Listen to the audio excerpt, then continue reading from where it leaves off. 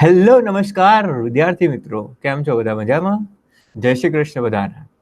સો આજે આપણે ધોરણ 11 ની અંદર ચેપ્ટર નંબર 10 સેલ સાયકલ અને સેલ ડિવિઝન એટલે કે કોષ ચક્ર અને કોષ વિભાજનની અંદર આજના આપણો નવો ટોપિકની આપણે શરૂઆત કરવા જઈ રહ્યા છીએ કે જેનું નામ છે કોષ ચક્ર અને તેના તબક્કા. ઓકે, તો અહીંયા આપણે શાના વિશે ચર્ચા કરીશું આ લેક્ચરની અંદર? તો કે કોષ ચક્ર જે શું છે એ ઓલરેડી આપણે પ્રીવિયસ લેક્ચર્સની અંદર સમજી ગયા છીએ, બરાબર. આ લેક્ચરની અંદર આપણે કોષ ચક્ર જે છે એના બે તબક્કા આપણે જો સામાન્ય રીતે જોઈએ છીએ, બરાબર.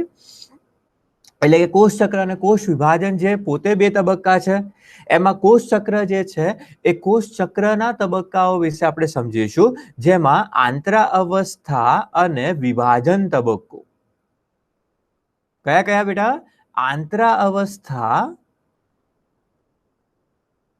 અને બીજો તબક્કો છે વિભાજન તબક્કો, જેને એમ તબક્કા તરીકે પણ ઓળખવામાં આવે છે, રાઈટ. તો એમાં આ લેક્ચરની અંદર ફક્ત આપણે આંતરા અવસ્થા દરમિયાનના તબક્કાઓનો શું કરીશું? સમાવેશ કરીશું. ફક્ત આ લેક્ચરની અંદર આપણે આંતરા અવસ્થા વિશે સમજીશું. તો ચલો શરૂઆત કરીએ. આંતરા અવસ્થા શું છે, બરાબર? કોષ ચક્ર શું છે, એના તબક્કા શું છે? તો કોષ ચક્ર અને તેના તબક્કામાં એના તબક્કાઓની અંદર બે તબક્કા, એક છે આંતરા અવસ્થા અને બીજો છે વિભાજન અવસ્થા એટલે કે વિભાજન તબક્કો, જેની અંદર આપણે શાના વિશે અભ્યાસ કરીશું? તો આંતરા અવસ્થાની અંદર આપણે જોઈશું. અહીંયા આકૃતિમાં પણ તમને દર્શાવવામાં આવ્યું છે, અને એ પણ લાસ્ટ લેક્ચર્સની અંદર પણ ચર્ચા કરી દેવામાં આવી હતી કે બે તબક્કાઓ છે. એમાં કોષ જે છે એ સૌથી વધુ સમયગાળો જે છે એ કયા અવસ્થા દરમિયાન નીકળે છે? તો કે સૌથી વધુ સમય એ આંતરા અવસ્થા દરમિયાન. કોષ સૌથી વધુ સમયગાળો કઈ અવસ્થા દરમિયાન વિતાવે છે? તો એ આંતરા અવસ્થા દરમિયાન વિતાવે છે. જ્યારે સૌથી ઓછો સમયગાળો જે છે એ વિભાજન તબક્કામાં એ શું કરતો હોય છે? તો કે આવૃત કરતો હોય છે. ઓકે બેટા, ઓછો સમયગાળો અને અહીંયા વધુ સમયગાળો, બંનેમાં ડિફરન્સ સમજાઈ ગયું? હવે જોજો કે અહીંયાથી લઈ આ જે મારી માર્કર ફરે છે ત્યાંથી લઈ અને અહીંયા સુધીનો જે સમયગાળો છે, આખું ચક્કર દેખો. ખાલી ફક્ત છે ને કેટલો ભાગ મેં નથી દર્શાવ્યામાં, આટલો ભાગ, બસ આટલો ભાગ જે છે ને એને આપણે શું કહીએ છીએ? એમ અવસ્થા એટલે કે વિભાજન તબક્કા તરીકે આપણે એને ઓળખીએ છીએ. એને આપણે શું કહીશું? વિભાજન તબક્કો. બાકીનો બધો તબક્કો, બાકીનો બધો ભાગ એ ફક્ત કોનો છે? તો એ બાકીનો આખો જે ભાગ જે છે અહીંયાથી શરૂ થઈ અને અહીંયા સુધીનો, જેમાં G1, S અને G2 નો સમાવેશ થાય છે. આ જે છે એને આપણે શું કહીએ છીએ? આંતરા અવસ્થાના તબક્કા તરીકે આપણે એને ઓળખીશું, બરાબર બેટા? એને આપણે આંતરા અવસ્થા તરીકે ઓળખીશું, જેમાં આપણે કેટલા તબક્કાનો સમાવેશ કરીશું? તો અહીંયા આંતરા અવસ્થા જે છે એ આંતરા અવસ્થાને આપણે કેટલા ભાગની અંદર વિભાજન કરીશું? તો કે 3 ભાગમાં આપણે એને વિભાજિત કરીશું, બરાબર? 3 ભાગની અંદર આપણે શું કરીશું? એને વિભાજન. કયા કયા 3 ભાગની અંદર આપણે એને વિભાજન કરીએ છીએ? તો જો શરૂઆતમાં જોઈએ તો એને 3 ભાગ કયા કયા બેટા? તો G1 અહીંયા આપણે દર્શાવી દઈએ,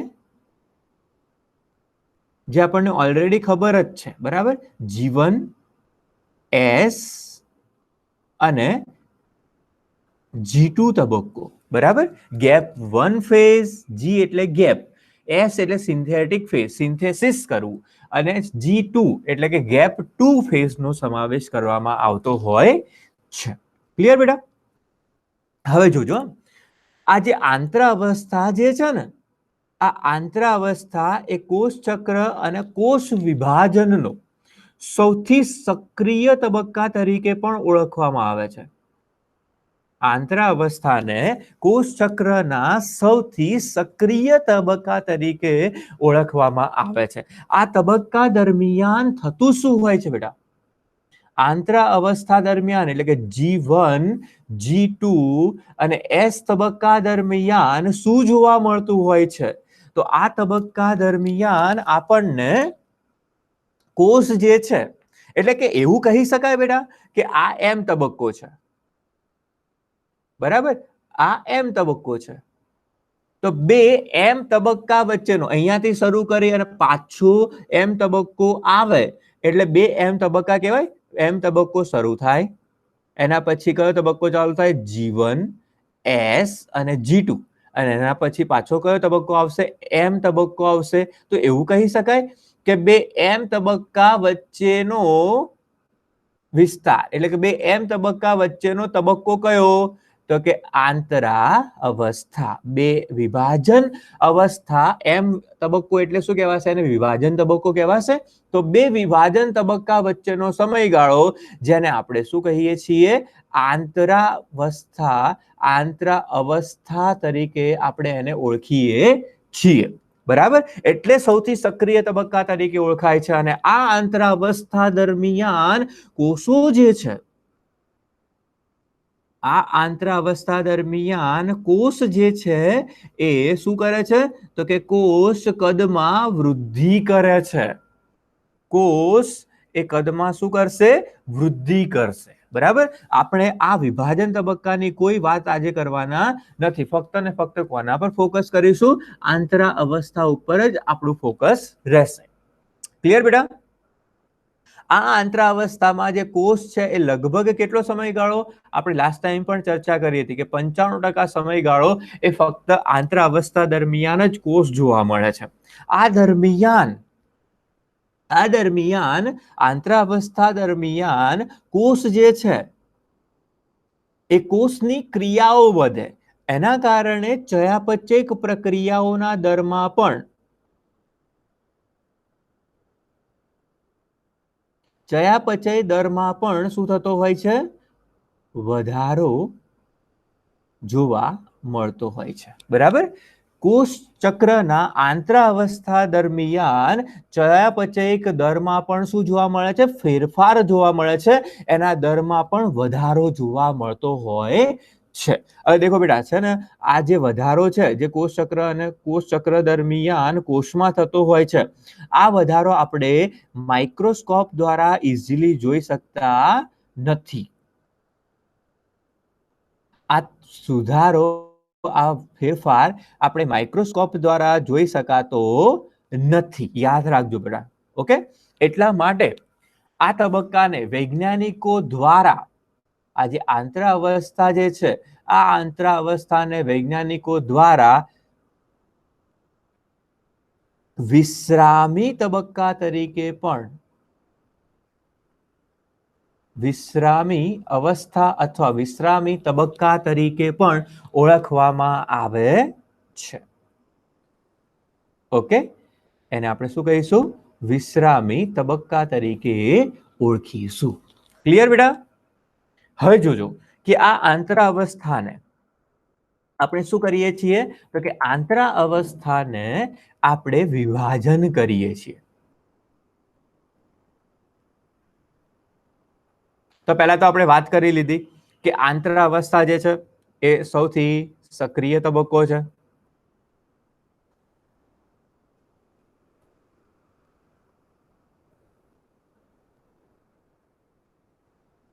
બરાબર? કોષ સૌથી વધુ સમયગાળો આ તબક્કા દરમિયાન વિતાવે છે.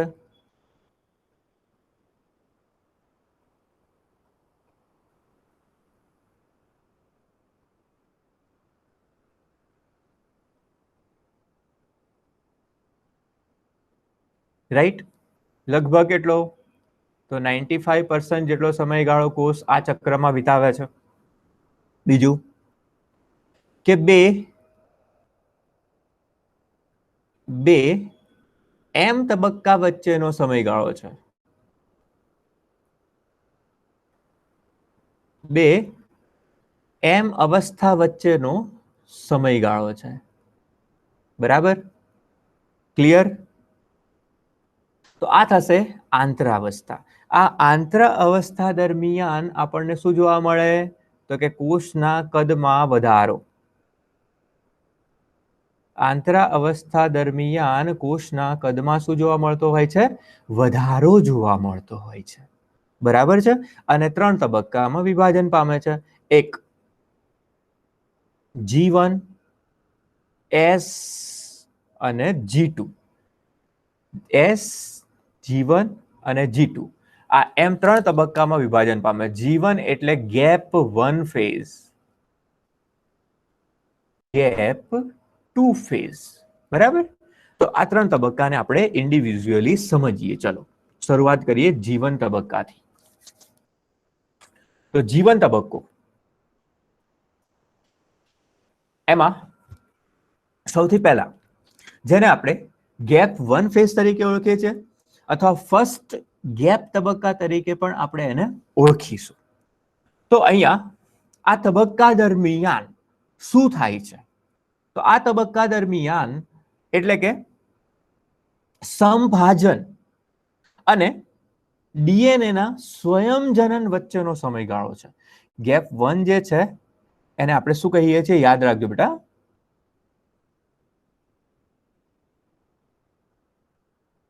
સમભાજન અને ડીએનએ સ્વયંજનન. સમભાજન અને ડીએનએ સ્વયંજનન વચ્ચેનો સમયગાળો.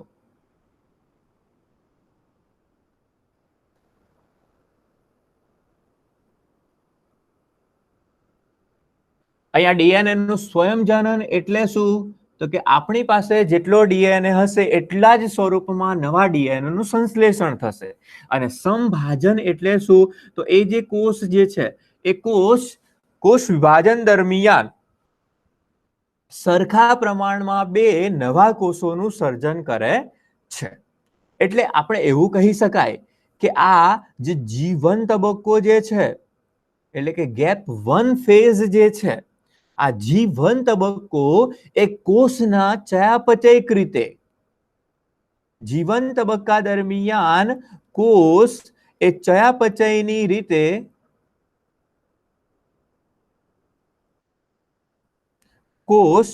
ચયાપચયિક રીતે એ વધુ સક્રિય જોવા મળે છે.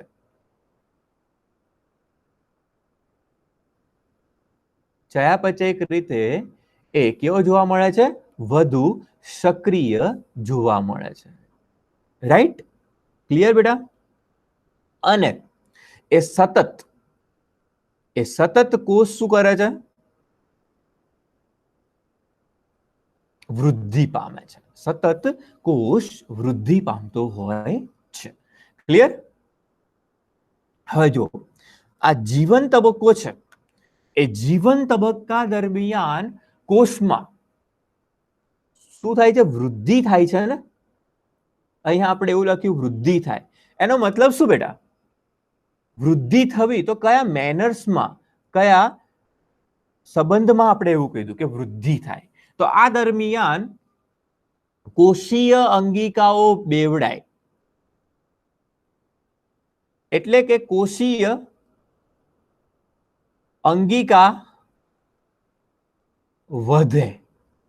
કારણ કે તમારે આગળ જઈને એક કોષમાંથી 2 બનાવવા છે અથવા એકમાંથી 4 બનાવવા છે, તો તમારી પાસે એ અંગિકાઓ પણ એ તબક્કા દરમિયાન વિભાજન પામવા માટે તમારી પાસે પણ એ અંગિકાઓ હોવી જોઈએ બેટા.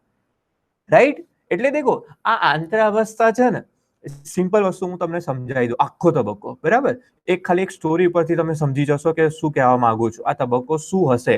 અને બેટા યાદ રાખજો કે નીટની એક્ઝામમાં આ કોષ ચક્ર અને કોષ વિભાજન અતિ મહત્વપૂર્ણ ચેપ્ટર છે. આની ઉપરથી 12th ની અંદર પણ ઘણા ચેપ્ટર એવા છે કે જે તમારે આનો બેઝ યુઝ કરવાનો છે. બરાબર? તો જો માની લો કે એક ઘર છે. આ રીતે એક ઘર છે. થોડુંક અહીંયા ચેન્જ,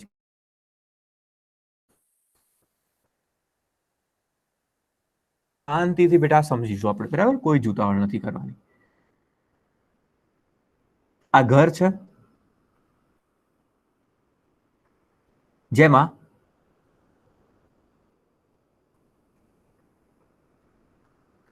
આ રીતે એક કિચન છે અને 5 બેડરૂમ છે, રાઈટ?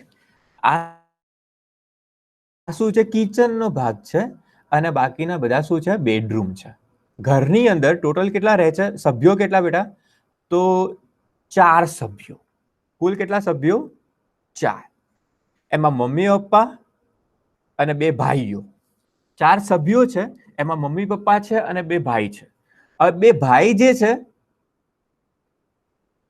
એમની ઉંમર થઈ ગઈ છે મેરેજની, એટલે કે લગ્નની. તો એમના લગ્ન થઈ જાય છે, એમની પત્નીઓ પણ એમની સાથે રહેવા માંડે છે. એટલે આ 4 માંથી કેટલા સભ્યો થઈ ગયા? હવે 6 સભ્યો. થોડો ટાઈમ તો બેટા કેવું છે કે સરસ ચાલે છે, મસ્ત ચાલે છે. અને થોડા સમય પછી 2 ભાઈ વચ્ચે તો નહીં, પણ 2 ભાઈ તો એમને તો કોઈ પ્રોબ્લેમ નથી એકબીજાથી, પણ એમની જે પત્નીઓ છે એમના લીધે, બેટા આમાં કોઈને ખોટું લગાડવાની કોઈ જરૂર નહીં, બરાબર? જસ્ટ એક્ઝામ્પલ તરીકે સમજાવું છું. તો 2 ભાઈ છે એમને કોઈ વાંધો નથી, પણ એમની જે પત્નીઓ છે એમની વચ્ચે થોડા સમયે થોડીક નોકઝોક થતી રહે છે, એટલે કે લડે છે, ઝઘડે છે, જેના કારણે મમ્મી પપ્પા ટેન્શનમાં આવે છે. મમ્મી પપ્પાને એ વસ્તુ ગમતી નથી, કોઈને ના ગમે ને. તો એ શું વિચારે છે કે આ લોકો આ રીતે જ ઝઘડતા રહેશે, એના કરતા છે ને આપણે જુદારું આપી દઈએ, બંનેને અલગ અલગ કહીએ કે તમે પોતપોતાની રીતે અલગ રાંધી ખાઓ, બરાબર?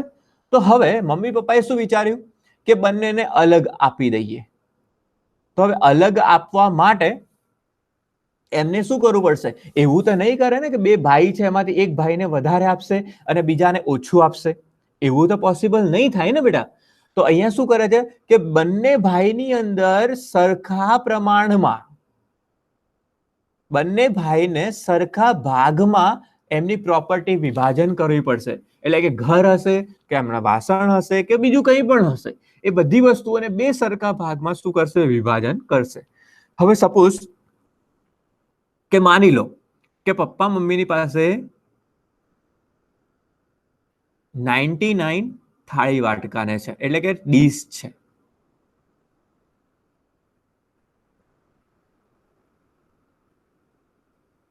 મતલબ આખો સેટ કહેવાય ને, કિચન સેટ. એ કેટલા છે? 99. હવે આ 99 જો બંનેને સરખા ભાગે આપવું હોય તો શું કરવું પડશે? કાં તો પપ્પાએ બીજા 99 થાળી વાટકા એટલે કે કિચન સેટ એ બજારમાંથી ખરીદવો પડશે, ત્યારે બંનેને સમાન થશે ને. અથવા તો એ શું કરશે? આ જે 99 છે એમાંથી 2 સરખા ભાગ કરી દેશે. એમાં એકના ભાગે આવશે 49, સોરી, એકના ભાગે આવશે 50 અને બીજાના ભાગે આવશે 49. હવે બેટા એક જે ખૂટે છે એ બંને વાઇફ જે છે એમાં કે એક હું તમને વધારાનું શું કરવા આપું અને બીજાની પત્ની કહે છે કે હું ઓછો શું કરવા લઉં. તો અહીંયા થાય છે શું કે પપ્પા અને મમ્મીએ જેટલી વસ્તુઓ ખૂટે છે એટલી વસ્તુઓને શું કરવું પડશે? પહેલા તો એક લિસ્ટ બનાવવું પડશે, રાઈટ? એ લિસ્ટ બનાવી અને એ મુજબ બજારમાંથી એ બધી વસ્તુઓ લાવવી પડશે. એટલે કે સરખા પ્રમાણમાં કરવું પડશે. જેટલી વસ્તુઓ ખૂટે છે વિભાગ કરવા માટે એટલી નવી વસ્તુઓ લાવવી પડશે. લાવ્યા પછી એક ચોક્કસ તારીખ જોઈ, એક ચોક્કસ ડેટ જોઈ અને ગામના 5 વ્યક્તિઓને અથવા ઘરના 2 સારા વ્યક્તિઓને જોડે રાખી અને ઘરનું શું કરશે? જુદારું કરશે. મતલબ કે ચલો કે એમની પાસે એક જ ઘર છે, હવે બીજું ઘર ખરીદવાના અત્યારે પૈસા છે નહીં, તો ચલો આ ઘરનું જુદારું કેવી રીતે કરશે? તો એક ભાઈને આ ભાગ આપી દેશે કે ચલો આ કિચન છે અને અહીંયા 2 રૂમ પણ છે, પણ અહીંયા એ 3 બેડરૂમ છે, તો આ બેડરૂમને શું કરશે? કિચનમાં ફેરવી દેશે. સેમ બંનેનું ઘર સમાન થઈ ગયું. આની પાસે જેટલું છે એટલું જ આની પાસે સમાન છે. તો વિભાજન કરતા પહેલા એમણે પહેલા લિસ્ટ બનાવી ખૂટતી વસ્તુઓનું અને એને બજારમાં જઈ અને શું કર્યું? ખરીદ્યું. એટલે કે સંશ્લેષણ કર્યું બેટા, ભેગું કર્યું. તો એ જ વસ્તુ કોષ ચક્ર અને કોષ વિભાજનમાં છે. કોષ ચક્રના તબક્કાઓ દરમિયાન શું થાય બેટા? તો કે આંતર અવસ્થા દરમિયાન ખૂટતી વસ્તુઓ ભેગી થાય. આંતરાવસ્થા દરમિયાન ખૂટતી વસ્તુઓ શું થાય? ભેગું કરવું, ભેગું થવું. જ્યારે વિભાજન દરમિયાન જે ભેગી કરેલી વસ્તુઓ છે એને શું કરીશું? સરખા પ્રમાણમાં ભાગ કરી દઈશું. ઓકે, વિભાગ પાડીશું સરખા પ્રમાણમાં. તો એમાં આંતરાવસ્થાની અંદર પહેલો તબક્કો છે જીવન. તો એ તબક્કા દરમિયાન સંભાજન અને ડીએનએ સ્વયંજનન વચ્ચેનો સમયગાળો છે. એટલે કે વિભાજન અને નિર્માણ વચ્ચેનો સમયગાળો એટલે જીવન ફેઝ. એ દરમિયાન કોષ જે છે એ સંપૂર્ણ રીતે સક્રિય જોવા મળે. આ તબક્કા દરમિયાન કોષ ચયાપચયક રીતે કેવો હોય છે? સક્રિય હોય છે. એ દરમિયાન એમાં શું જોવા મળતી હોય છે? તો કે વૃદ્ધિ જોવા મળતી હોય છે. એનો મતલબ શું? કે કોષીય અંગિકાઓની સંખ્યામાં એ શું કરે છે? વધારો કરે છે. રાઈટ બેટા? કેમ? કારણ કે આગળ જઈને એને સરખા પ્રમાણમાં વિભાગ કરવાના છે એટલા માટે. એ જ રીતે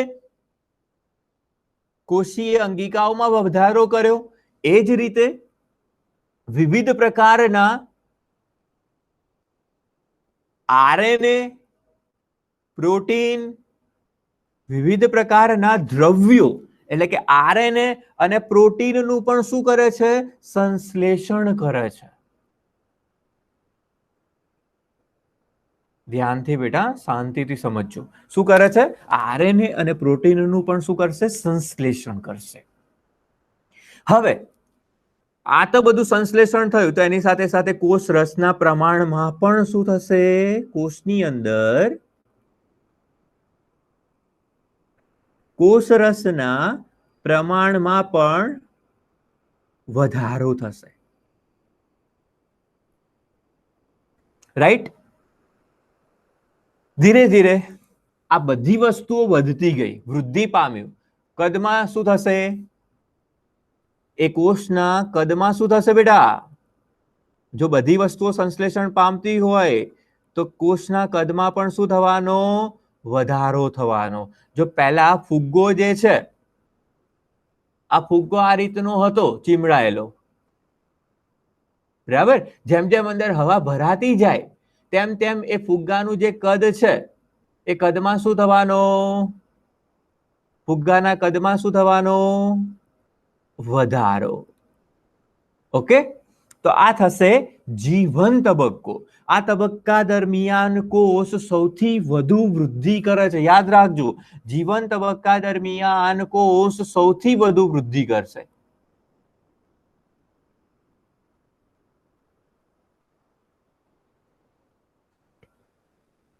નેક્સ્ટ એસ તબક્કો એટલે કે સંશ્લેષણ તબક્કો, સિન્થેટિક તબક્કો. તો સિન્થેટિક તબક્કા દરમિયાન, સંશ્લેષણ દરમિયાન પહેલા તો આપણને એવો પ્રશ્ન થવો જોઈએ કે શાનું સંશ્લેષણ થશે? તો અહીંયા ડીએનએ નું સંશ્લેષણ થશે. સિન્થેટિક તબક્કાને આપણે ડીએનએ સંશ્લેષણ તબક્કા તરીકે પણ ઓળખાય છે.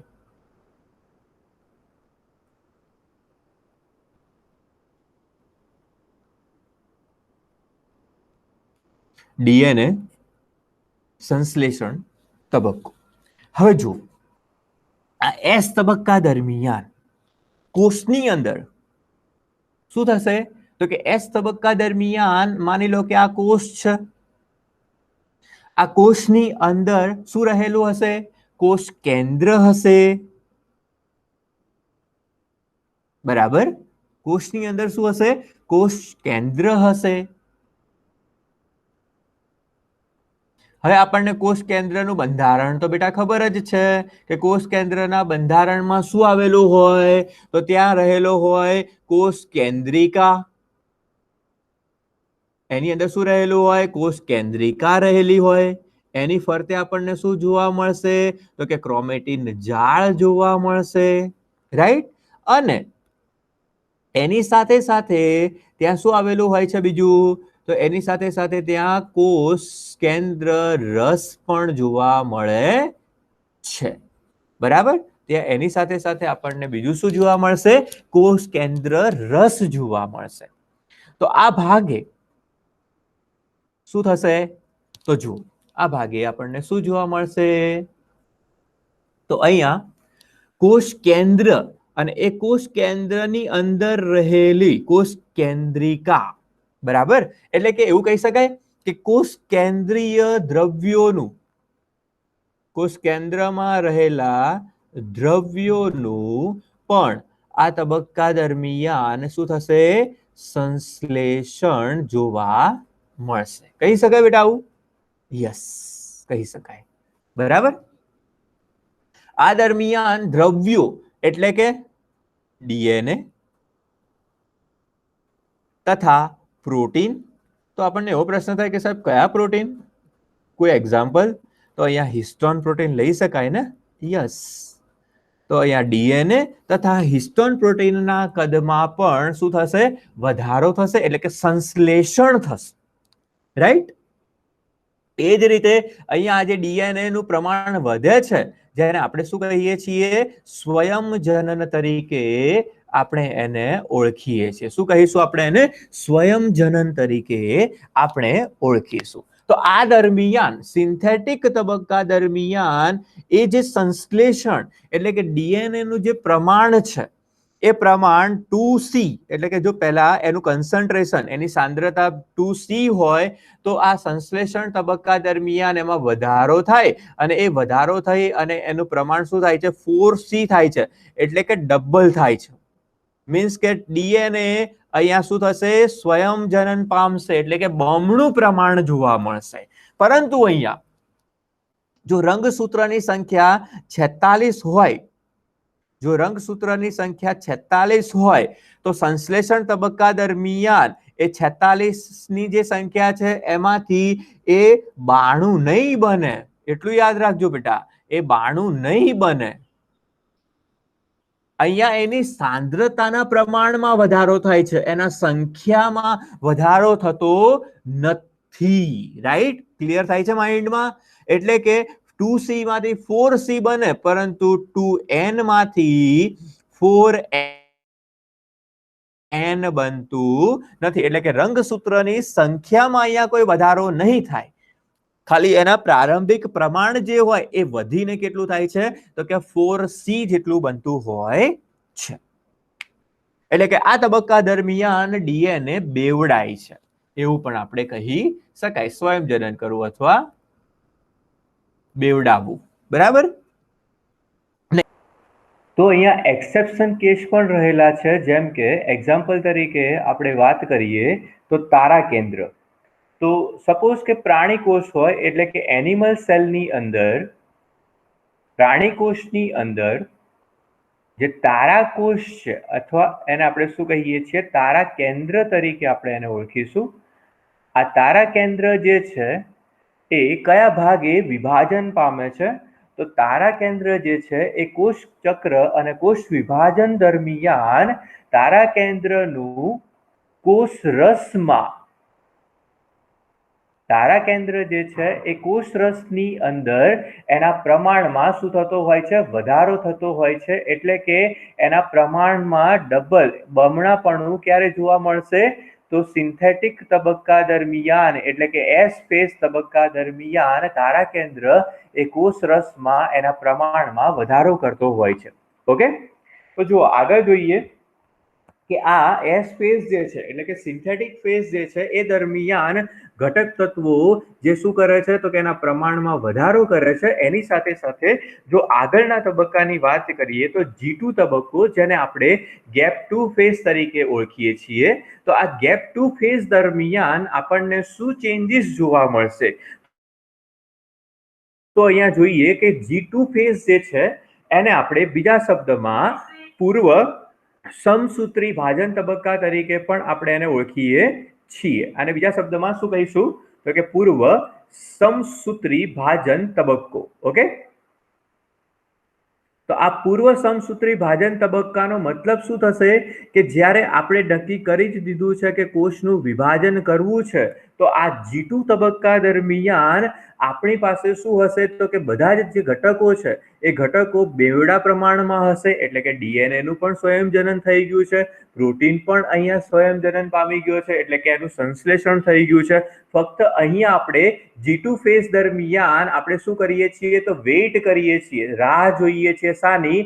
તો એક ચોક્કસ સમયની, કે એ દરમિયાન એ જે કોષ છે એ કોષ શું થશે? તો કે વિભાજન પામશે. રાઈટ? તો એટલે આપણે એવું કહી શકાય કે G2 તબક્કો જે છે ગેપ ટુ ફેઝ, જેને આપણે અંતિમ તબક્કા તરીકે આપણે ઓળખી શકીએ, રાઈટ? કોષ ચક્રના આપણે શું કહી શકાય છે, અને અંતિમ તબક્કા તરીકે આપણે એને ઓળખી શકીએ છીએ. તો જો આગળ વાત કરીએ કે G2 ફેઝ જે છે એ તબક્કા દરમિયાન શું કોઈ વસ્તુ સંશ્લેષણ પામશે જ નહીં, કે શું આ તબક્કા દરમિયાન કોઈ વસ્તુ નિર્માણ થતી જ નથી? તો ના, અહીંયા પણ આપણે જોઈએ કે જો પ્રોટીન જે છે એ પ્રોટીન તો અહીંયા પણ સંશ્લેષણ પામે છે, પરંતુ અહીંયા એવા પ્રકારના પ્રોટીન સંશ્લેષણ પામે છે કે જે કોષ વિભાજન દરમિયાન ખૂબ જ ઉપયોગિતા ધરાવે છે. એક્ઝામ્પલ તરીકે ટ્યુબ્યુલિન પ્રોટીન જે છે, એક્ઝામ્પલ તરીકે અહીંયા જો આપણે વાત કરીએ તો ટ્યુબ્યુલિન પ્રોટીન કે જે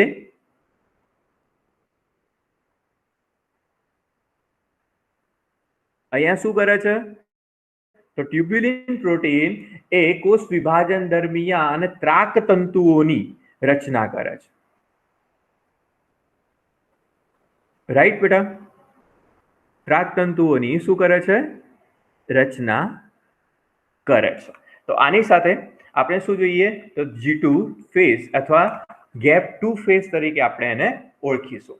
નાઉ નેક્સ્ટ ફેઝ ઉપર જઈએ, જેને આપણે કહીશું G0 ફેઝ, એટલે કે ગેપ 0 ફેઝ. આ તબક્કો બેટા એવો છે કે જેની અંદર કોષ જે છે, એક્ઝામ્પલ તરીકે જો વાત કરીએ તો માણસ છે જેને પેરાલિસિસ થઈ ગયો, જસ્ટ ફોર એક્ઝામ્પલ, કે એને લકવો લાગ્યો છે, તો એ દરમિયાન એ વ્યક્તિ જીવે તો છે, પરંતુ એની જે પ્રક્રિયાઓ જે છે, હલનચલન જે છે, એ હલનચલન એમાં જોવા મળતું નથી. તો સેમ વસ્તુ G0 ફેઝમાં છે કે આ ફેઝની અંદર કોષ જે છે એ સક્રિય તો રહેશે, કોષ જે છે એ સક્રિય સ્વરૂપમાં તો જોવા મળે જ છે, પરંતુ એ કોષ વિભાજન પામતો નથી.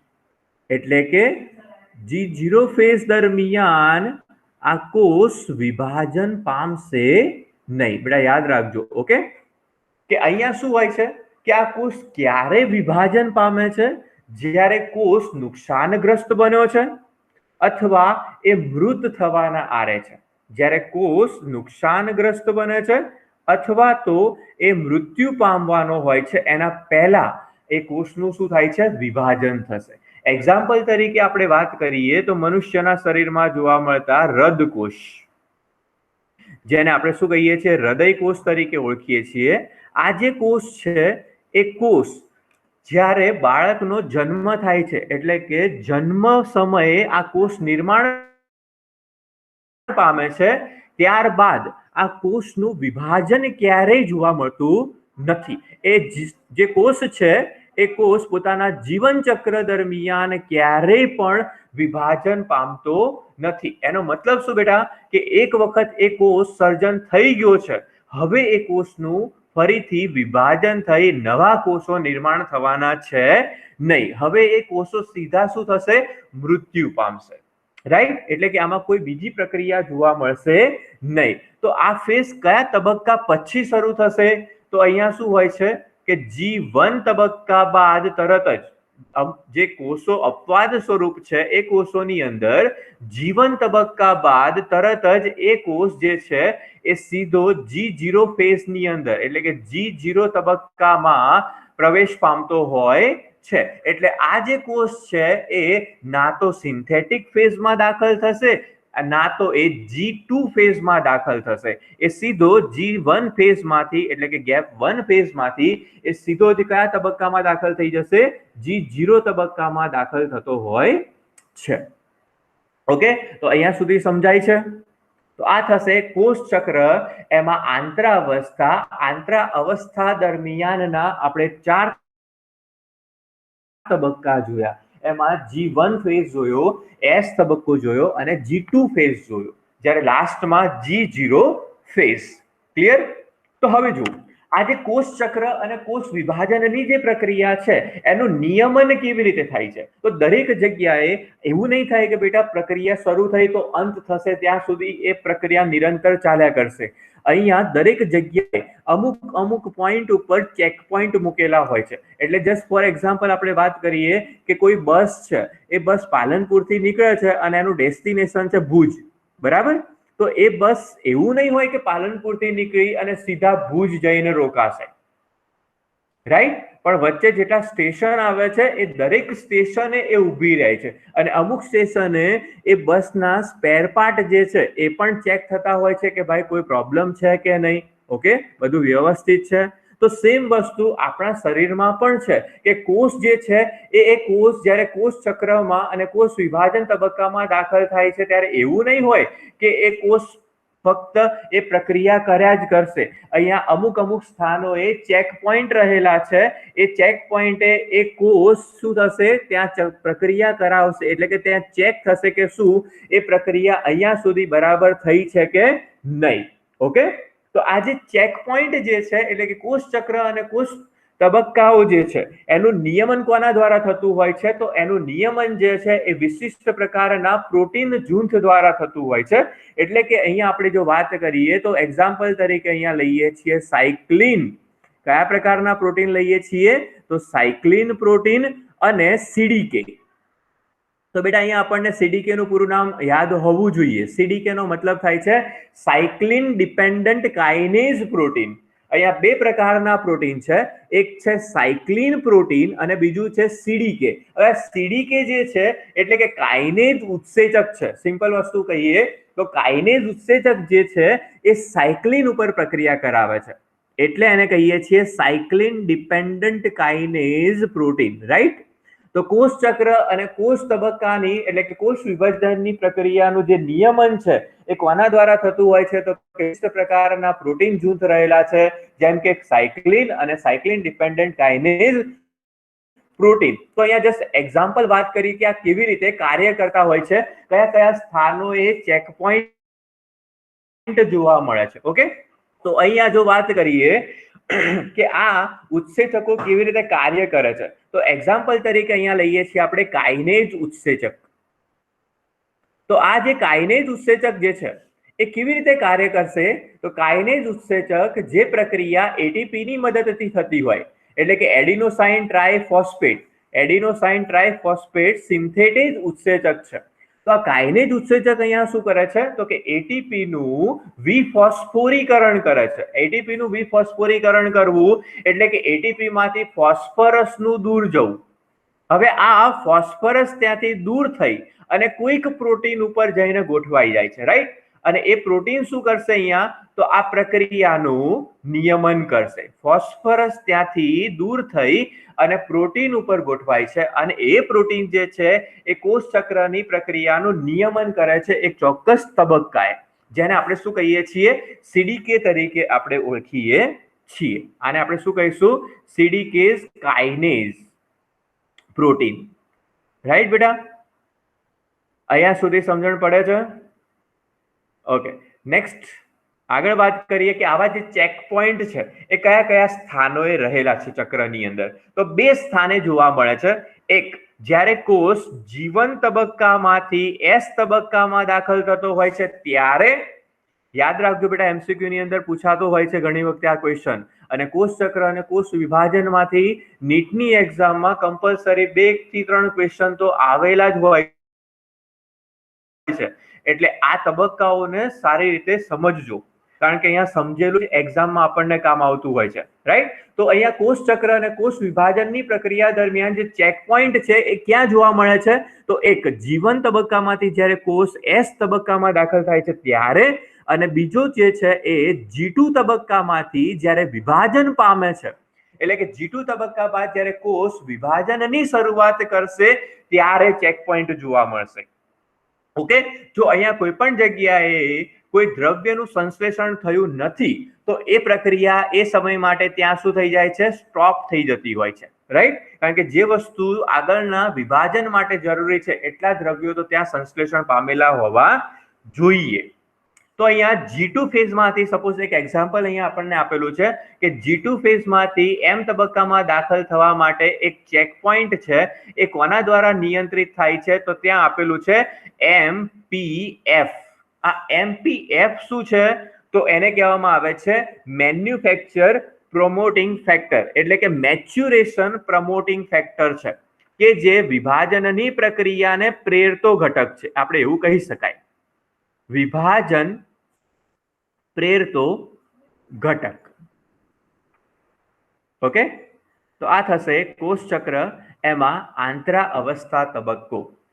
તો નેક્સ્ટ લેક્ચરની અંદર બેટા આપણે ચર્ચા કરીશું વિભાજન તબક્કાની, એટલે કે એમ તબક્કાની શરૂઆત કરીશું, જેમાં સમવિભાજન અને અર્ધીકરણ વિશે આપણે સમજીશું. ઓકે, તો મળીએ નેક્સ્ટ લેક્ચરમાં. જો કોઈ ડાઉટ હોય તો કોમેન્ટ સેક્શનની અંદર લખીને તમે મૂકી શકો છો. So thank you so much.